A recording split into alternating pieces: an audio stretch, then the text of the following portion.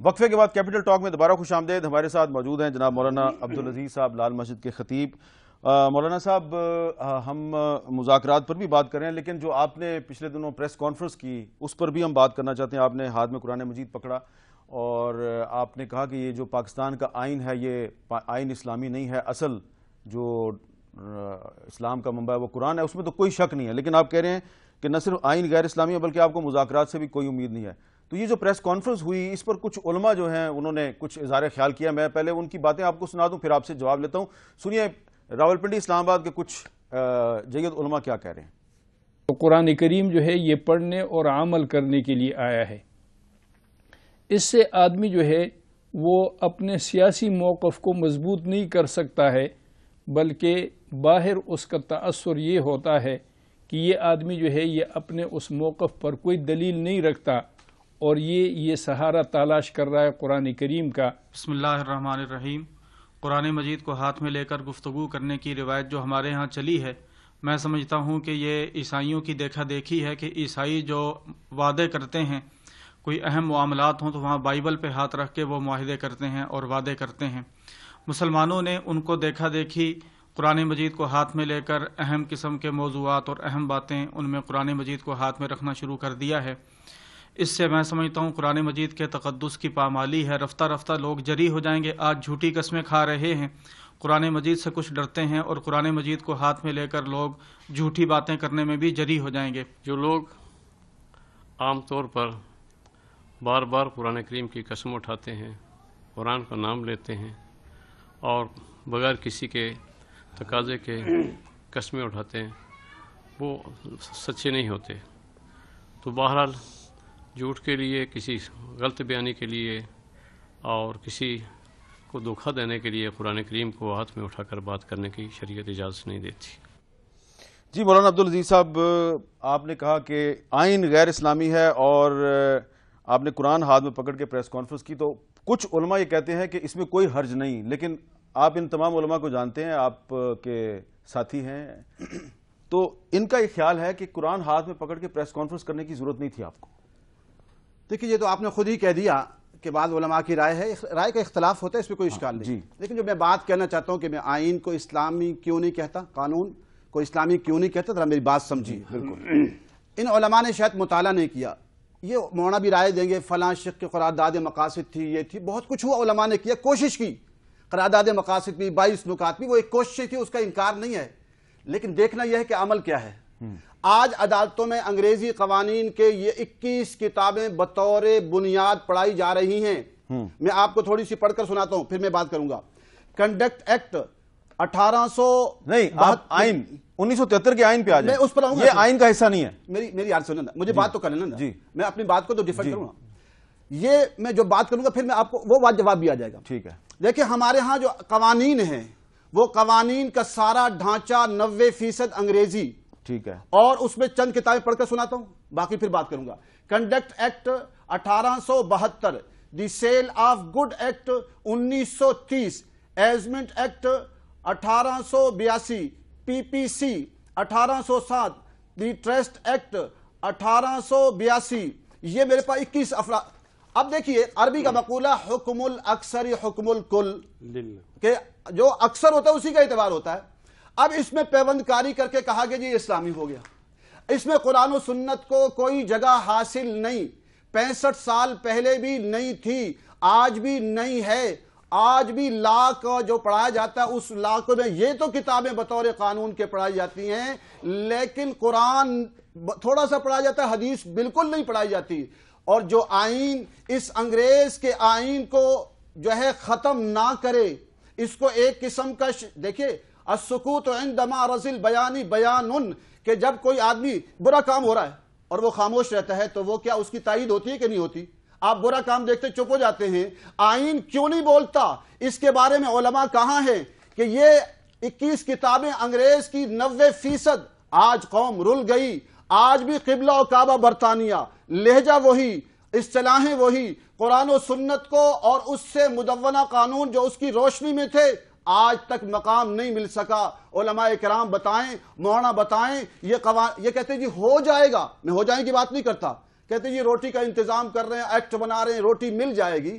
قوم کو انصاف چاہیے. جی مولانا صاحب آپ سے پوچھ رہے ہیں کہ آئین جو ہے اس میں اسلام کہاں پہ ہے, شریعت کہاں پہ ہے اس آئین میں؟ میں تو پہلے بھی کہہ گیا ہوں مولانا عبدالعزیز صاحب کا میں ذاتی طور پر احترام کرتا ہوں. جس شریعت کے لیے میں نے ایک ناشتہ نہیں چھوڑا, اس کے لیے اس کے والدہ, اس کے بھائی, اس کے بیٹے شہید ہو گئے اور بہت بڑا ظلم ہوا لال مسجد میں اسے کرٹیسائز کرتا ہوں. لیکن ادب کے ساتھ اور احترام کے ساتھ اختلاف رائے تو رکھا جا سکتا ہے. حضرت نے جو باتیں کی ہیں وہ یہ ہے کہ عمل نہیں ہے. تو میں یہ بتانا چاہتا ہوں کہ ایک گناہگار جو دل کے اندر کہتا ہے کہ میں اللہ کو خدا مانتا ہوں, رسول اللہ صلی اللہ علیہ وسلم کو آخر و خاتم النبیین مانتا ہوں, اگر اس کے اعمال ٹھیک نہیں ہے تو اس کو تو کافر نہیں قرار دیا جا سکتا. بالکل یہی پوزیشن ہے اس آئین کی. اگر گناہگار مسلمان کافر ہے تو حضرت کی بات ٹھیک ہے, اور اگر گناہگار مسلمان کی اسلام میں گنجائش ہے تو آئین بالکل اسلامی ہے, اس کو غیر اسلامی نہیں کہا جاتا.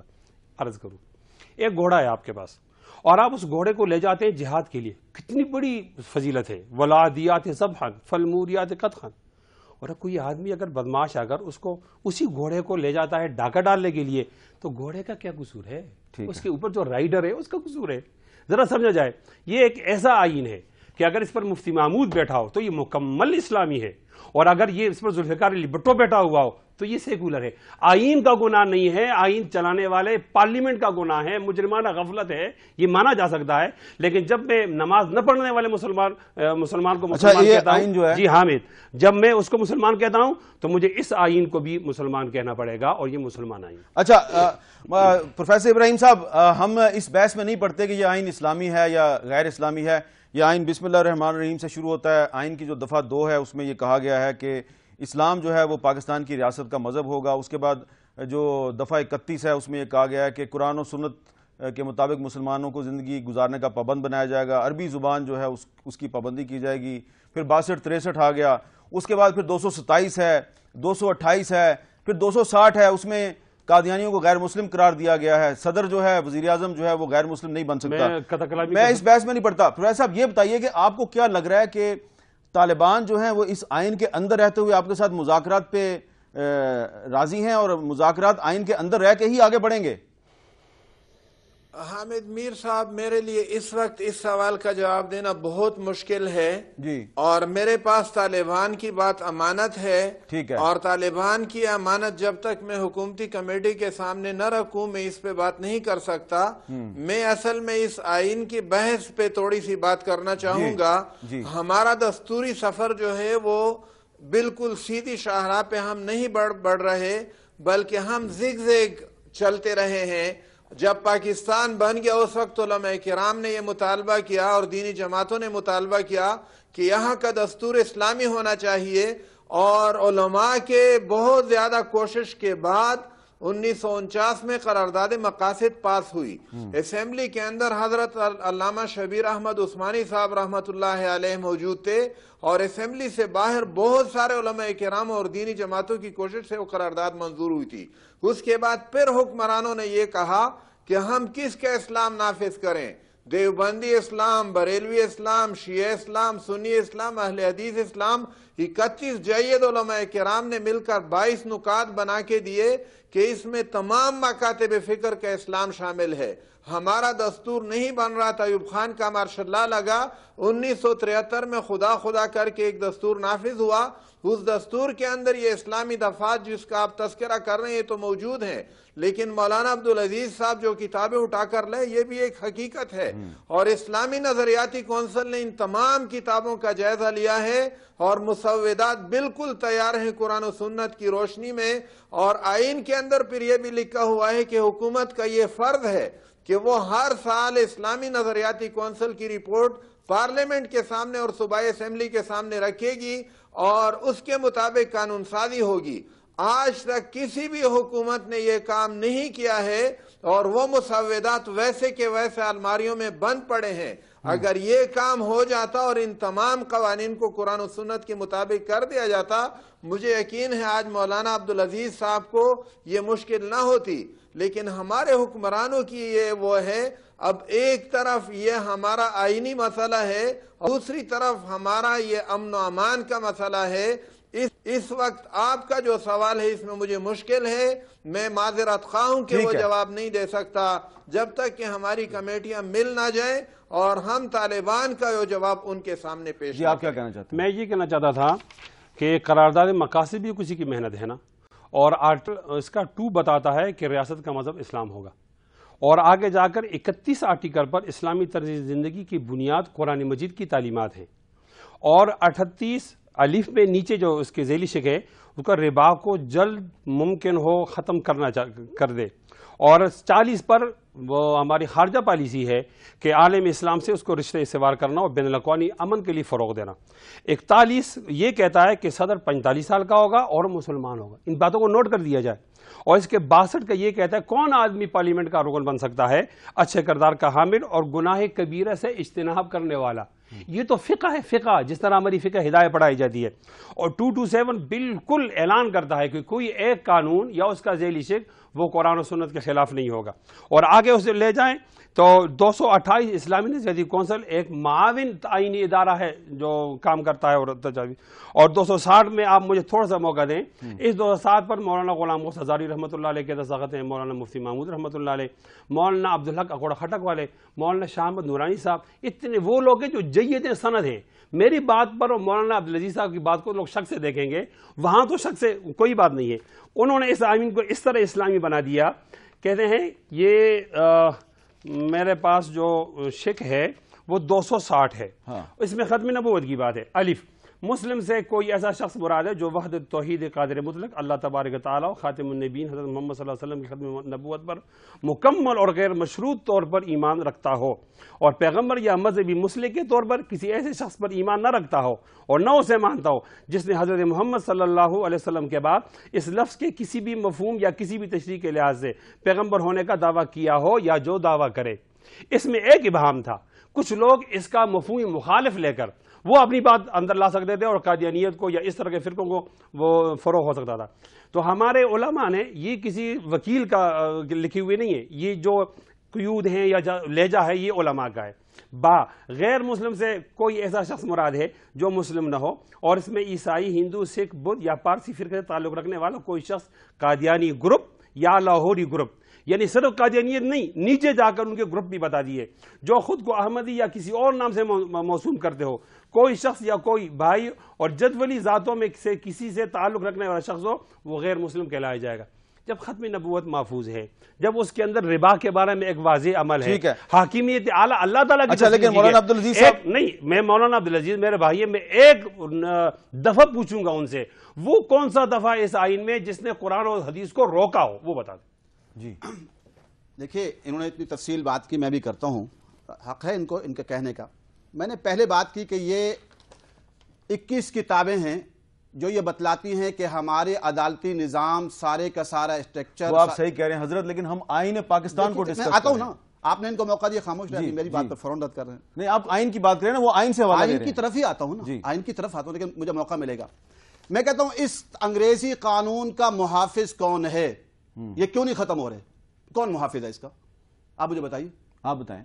آئین محافظ ہے، اور کون محافظ ہے؟ نہیں، کس طرح؟ یہ فوجداری مقدمہ ہے۔ میں نہیں بولا، آپ خاموش رہے۔ میں نہیں بولوں گا، میں خاموش، لیکن اچھا آپ بتائیں نا کہ کس طرح آئین محافظ ہے؟ اس لیے اس میں سوال یا تو آپ دیکھیں نا، نہ میں نہیں بولوں، میں بالکل خاموش رہا، پلیز ان کو بات کریں۔ جی جی بولیں بولیں۔ دیکھیے یہ جو انہوں نے لکھا، میں 4-5 صفحے اس سے 10 صفحے پڑھ کر سناتا ہوں کہ یہ سب کچھ لکھا گیا۔ میں یہ نہیں کہتا کہ 20-25% اسلام کی باتیں لکھی گئی، اسلام پیوند کاری کا محتاج نہیں ہے۔ محمد عربی صلی اللہ علیہ وسلم جو قانون لے کر آئے ہیں آسمانی وہی ہے، قرآن اور سنت۔ ہمارا آئین قرآن و سنت کیوں نہیں بنتا؟ ہم اس آئین کے محتاج کیوں ہوئے پڑے ہیں؟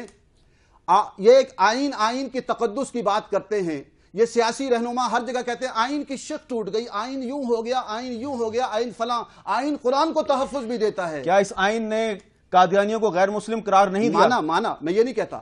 دیکھیے میں نے پہلے کہا حکم الاکثر حکم الکل۔ اگر 90% انگریزی قوانین آج عدالتوں میں چل رہا، ابھی میں ایک پروگرام میں تھا، وہاں میرے پاس ایک سیاسی رہنما تھے، وہ حیران ہو گئے، کہتے یہ کچھ ہے ہمارے قانون میں۔ میں نے کہا جی بالکل، کہتے میرے پاس کاپی بھیجی گئی، پیپل پارٹی کے رہنما تھے، کہتے کاپی مجھے دیں اس کی۔ دیکھیے 90% اگر انگریزی قوانین چل رہے ہیں تو اس کا محافظ کون ہے؟ جو اس کا محافظ ہو اسے اسلامی کیسے کہہ دیا جائے؟ باقی جو انہوں نے باتیں کہی، دیکھیں نا، ایک میں آپ کو ویسے ایک ضمنی سوال، یہ اسلامی نظریاتی کونسل جو ہے وہ معطل ہے؟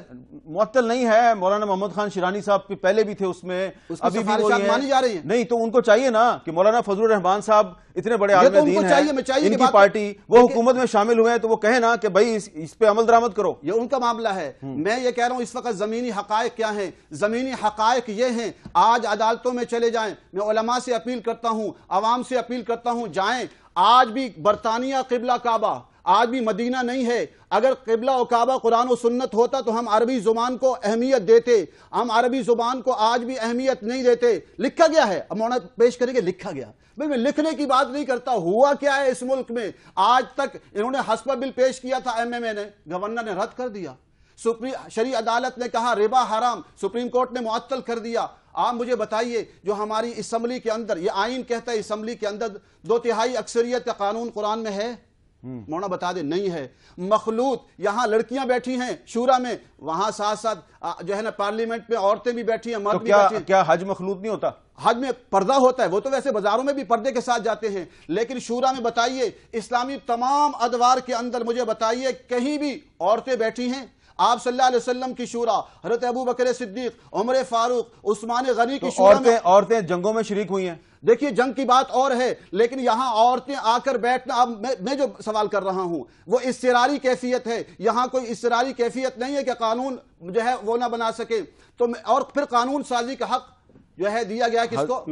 جی، اگر میں ایک ایسا فارمولہ پیش کروں کہ ان کی سارا مقصد مکمل ہو جائے جی اور آئین بھی نہ ٹوٹے، اگر میں ان کی باتوں کو اس طرح ترجمہ کروں کہ تکمیل آئین کی ضرورت ہے، کچھ چیزیں اس میں ڈالنی چاہیے، بالکل، وہ کس طرح؟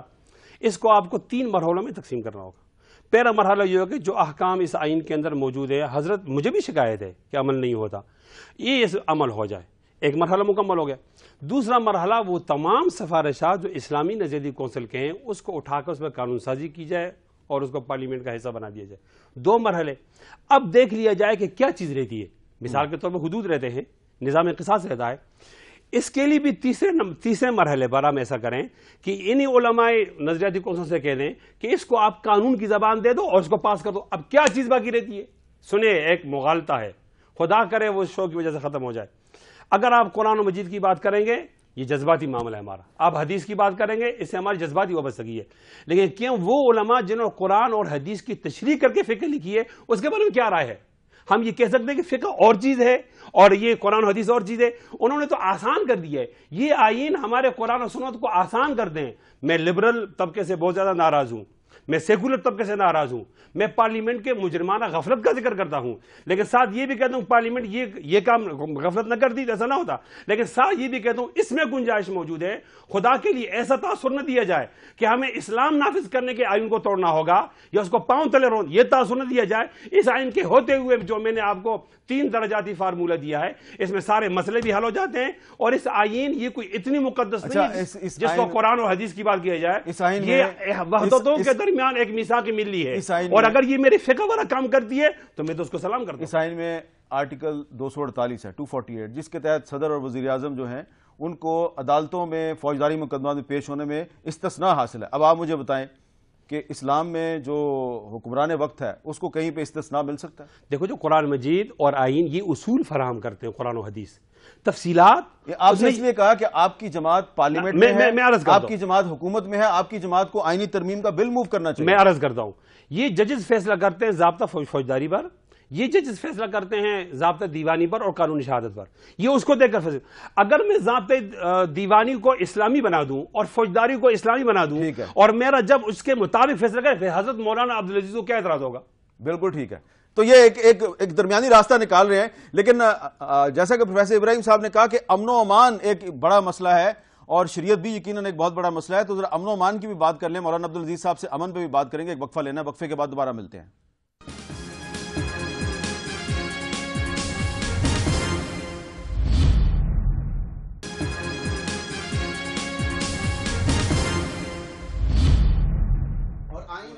वक्फे के बाद गुफ्तगू में दोबारा खुश आमदीद। हमारे साथ प्रोफेसर इब्राहिम खान साहब भी मौजूद हैं। मौलाना अब्दुल अजीज साहब, बड़ा सिंपल सवाल है, ज़रा इस बहस से निकलिए।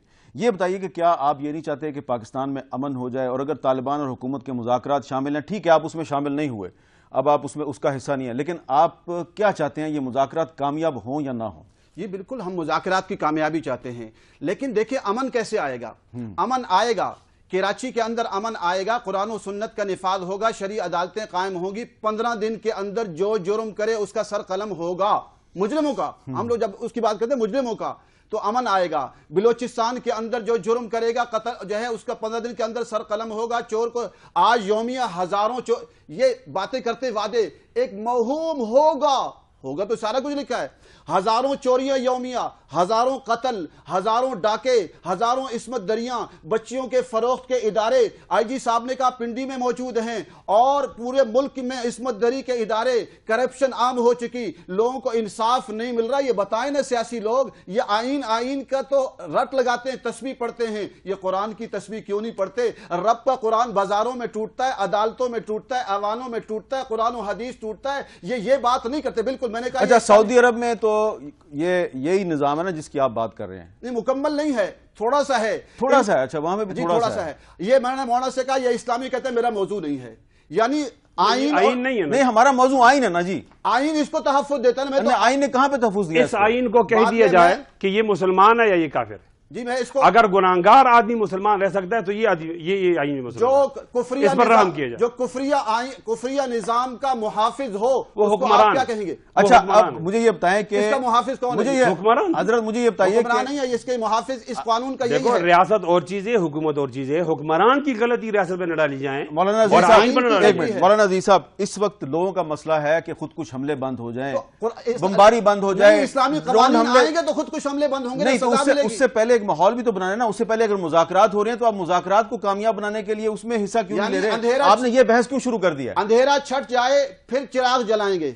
हाँ। अंधेरा छट जाए फिर चिराग जलाएंगे, मरीज ठीक हो जाए फिर दवाई देंगे। ये कौन सी मंतिक है? अंधेरा 65 साल का अंधेरा है और उसमें मशरकी पाकिस्तान अलहदा हो गया। मैं किस लिए कहता हूं? मैं कहता हूं अगर मैं जुर्म करूं इस्लामी कवानीन के बाद तो मेरा सर कलम कट जाए। जब सब, और ये देखिए आइन और कानून अलग चीज नहीं है। ये इन्होंने एक यही कौम को यही धोखा है, कुरान को अलहदा। अच्छा, सियासी लोग धोखा दे रहे हैं। बिल्कुल धोखा फरेब। अच्छा प्रोफेसर इब्राहिम साहब, आपका भी वक्त कीमती है और हमारा भी वक्त कीमती है, सबका वक्त कीमती है। जरा ये बता दें कि आप यकीनन हमें तालिबान से मुज़ाकरात की तफसील ना बताएं, लेकिन मौलाना अब्दुल अजीज साहब बार बार कह रहे हैं कि ये सियासी लोग धोखा कर रहे हैं। तो अब आप तो मुज़ाकरात में शामिल हो गए, मौलाना अब्दुल अजीज साहब शामिल नहीं हुए, तो कैसा लग रहा है आपको कि जो इनका मौक़िफ़ है, क्या वो मौक़िफ़ ठीक है या जो आप कर रहे हैं वो ठीक है?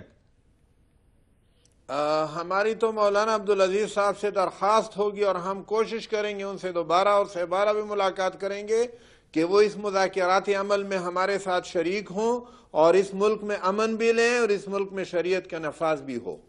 जी मौलाना साहब, आपसे दरख्वास्त करें कि आप वापस आ जाएं। नेक काम में मैंने इनको कह भी दिया है। शाह अब्दुल अजीज साहब मेरे पास आए थे, उन्होंने कहा आप हुकूमत से नहीं मिलते न मिलिए, लेकिन कम अज कम तालिबान की मुज़ाकराती कमेटी का हिस्सा बने का। मैंने कहा हूं, मैंने इस्तीफा नहीं दिया है, ताउन अल बिर करूंगा, लेकिन मुज़ाकराती कमेटी से इसलिए मैं अलहदा हुआ। रुस्तम शाह साहब ने कहा 500 साल तक इस मुल्क में इस्लामी निज़ाम नहीं आ सकता इस जमहूरी रास्ते से जो मौलाना रास्ता बता रहे हैं। हल्फिया कहता हूं, उन्होंने ये बात कही, ये मौजूद हैं, ये भी कहेंगे। तो ये वो रास्ता दिखा रहे हैं जो है चूंटी की चाल चलते चलते पता नहीं क्या होगा। मैं कहता हूं खुदा के लिए इसको मैं पूछता हूं, कहता मेरी बहस से बाहर है। इन्होंने आइन की तस्वीर पढ़नी है, चाहे कुरान लुट जाए, हदीस लुट जाए, अहकामात टूट जाए, बेहयाई फाशी फैल, तो इनको कोई फिक्र नहीं है। अच्छा, एक जरा इसमें यहाँ पे जनाब अमीन शहीदी साहब, जिनसे भी हम ये पूछना चाहेंगे कि वो आइन को इस्लामी समझते हैं, गैर इस्लामी समझते हैं। जी अमीन शहीदी साहब। बिस्मिल्लाहिर्रहमानिर्रहीम। देखिए, हम कुरान और सुन्नत को तमाम मुसलमानों के नुक्ते नज़र से समझते हैं कि बेसिक हमारी बेस कुरान और सुन्नत है। जब बेस कुरान और सुन्नत है तो फिर कुरान और सुन्नत ही को माशरे पर हाकिम होना चाहिए। लेकिन कुरान और सुन्नत कोई आइनी और कानूनी किताब नहीं है। 6,500 के लगभग आयात में से 550 आयात वो हैं कुरान करीम में جو لوگوں کے معاشرتی مسائل کے حوالے سے قانون کی بات کرتی ہیں اور جو بیس ہیں تمام تر فقہا کی تفقہ اور اجتہادات کی، یعنی جتنے بھی فقہا ہیں انہوں نے اگر اجتہاد کیا ہے تو ان 550 آیات پر بیس کر کے اجتہاد کیا ہے. باقی جو قرآن کی آیات ہیں تقریباً 6000 وہ آیات اخلاقیات کے حوالے سے ہیں، تربیت کے حوالے سے ہیں، انسانی معاشرے کو تکامل تک پہنچانے کے حوالے سے ہیں، آئیڈیالوجیز کے حوالے سے ہیں، عقائد کے حوالے سے ہیں، اور اس طرح کے مختلف انسان ساز عناوین کو وہاں پر زیر بحث لایا گیا ہے، لیکن قانون نہیں. قانون کی بیس وہی 550 کے لگ بھگ آیات ہیں. اب جب آپ کسی ریاست کو قرآن اور سنت کی روشنی میں چلانا چاہتے ہیں تو ظاہر ہے اس ریاست کو چلانے کے لیے آپ کو قانون سازی کرنی پڑتی ہے، آئین سازی کرنی پڑتی ہے.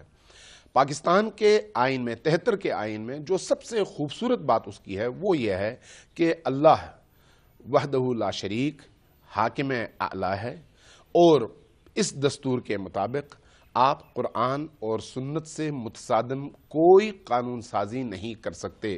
یہی قرآن کی روح بھی ہے اور سنت کی روح بھی ہے. جی شکریہ امین شدی صاحب. یہی بات مفتی کفایت اللہ صاحب نے بھی کی. مفتی کفایت اللہ صاحب نے یہی بات کی. انہوں نے ایک سوال آپ سے یہ پوچھا تھا کہ یہ بتائیے کہ اس 1973 کے آئین کی کون سی دفعہ یا شق پاکستان میں اسلام کے خلاف قانون سازی کی اجازت دیتی ہے؟ دیکھیے، سب سے بڑی جرم کی بات، گناہ کی بات، بہت بڑی بے ادبی کی بات یہ کہ قرآن و سنت کے خلاف قانون نہیں بنے گا. یعنی قرآن و سنت قانون نہیں ہوگا. قرآن و سنت، پہلے اگر قرآن و سنت قانون ہو تو یہ تو تھوڑی کہا جاتا قرآن و سنت کے خلاف. میں یہ کہتا ہوں کہ قرآن و سنت خود قانون ہے. انگریزی قانون آج بھی ہاں کہا جا رہا ہے اس کو تبدیل کیا جائے گا آہستہ سے. بیس یہ کتابیں ہیں انگریز کی. اس کے بارے میں یہ خاموش رہتے ہیں. اس کا کیا جواب ہے جی؟ یہ اس کے بارے میں خاموش رہے گا، جواب نہیں دے گا. کہتے ہیں آئین سے میں بات یہ عرض کرتا ہوں نا جی، قرآن اور حدیث اصول فراہم کرتے ہیں، فروعات میں نہیں جاتے. قرآن و حدیث خود قانون ہے. ہاں دیکھو، تعبیر جو بھی ہے، تعبیر کا اختلاف نہیں ہے ہمارے ہاں، حقیقت کا اختلاف نہیں، تعبیر کا اختلاف ہے. قرآن و حدیث جب ایک اصول فراہم کرتے ہیں معاشرتی زندگی کے لیے تو اس کے بعد فقہا اٹھتے ہیں، اس سے جزیات نکالتے ہیں، استنباط نکالتے، اس کی روشنی میں نکالتے ہیں. تو آج تک کسی نے فقیہ کو کہا ہے کہ یہ خلاف قرآن خلاف سنت بول رہا؟ ہماری آئین ایک فقیہ کی کوشش ہے، ایک مفتی محمود کی کوشش ہے، اس کو کس طرح خلاف آئین کہا جا سکتا ہے؟ اور میں آسان بتاؤں، اسلام نہیں، میں عرض کرتا ہوں، اسلام اور پاکستان اگر ایک ساتھ چل سکتے ہیں تو یہ آئین اور شریعت بھی ایک ساتھ چل سکتے ہیں. ضرورت اس امر کی ہے کہ اس کے اندر اور چیزیں ڈال دیجیے، اس کے اندر قصاص ڈال دیا جائے، اس کے اندر حدود ڈال دیے جائیں، اس پر عمل کیجیے، ضابطہ فوجداری دیوانی کو ٹھیک کر دیجیے. جب یہ ٹھیک ہو جائے گا تو کوئی چیز باقی نہیں رہے گی. قرآن و حدیث ہمیں جو ہے مفہوم دیتے ہیں، اس سے ہم مسائل مرتب کریں گے. وہ اس وقت جب قرآن و حدیث میں نہ ہوں. جب قرآن و حدیث، دیکھیں پہلا قانون کیا ہے؟ قرآن حدیث پہلا قانون ہے. جو قرآن و حدیث میں نہیں ہوگا تو ہم ادھر جائیں گے. یہاں کیا ہے؟ 302 کا ایکٹ، اوپر لکھے قتل عمد، اوپر قتل خطا.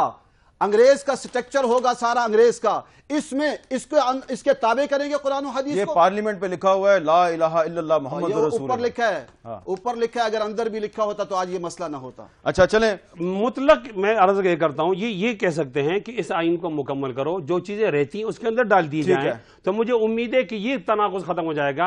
تعبیر کا آپ دونوں میں اس بات پہ تو اتفاق ہے نا کہ حکومت اور طالبان کو آپس میں جنگ بندی کرنی چاہیے، اس پہ تو اتفاق ہے؟ بہت ضروری ہے. اور یہ بھی میں اتفاق کرتا ہوں کہ جو ہمارا یہ طبقہ شریعت سے ڈرتا ہے، شریعت سے ڈرنے کی ضرورت نہیں ہے. یہ ملک کا آئینی مطالبہ ہے، آئین کے ہوتے ہوئے بھی اس پر عمل کیا جا سکتا ہے. بہت بہت شکریہ جناب مفتی کفایت اللہ صاحب، جناب مولانا عبدالعزیز صاحب، پروفیسر ابراہیم صاحب، آپ کا بہت بہت شکریہ. آج آپ بہت محتاط رہے، اچھی بات ہے، ہمیں بہت خوشی ہے کہ آپ محتاط ہیں، اور آپ کی احتیاط سے یہ امید پیدا ہو رہی ہے کہ شاید آپ کے اور حکومت کے درمیان جو مذاکرات کا عمل ہے اس میں سے کوئی خیر نکلے گی، اور جو اس مذاکراتی عمل کی کامیابی کے امکانات ہیں یقیناً ہمیں بڑھتے ہوئے نظر آ رہے ہیں. مجھے دیجیے اجازت، اللہ حافظ.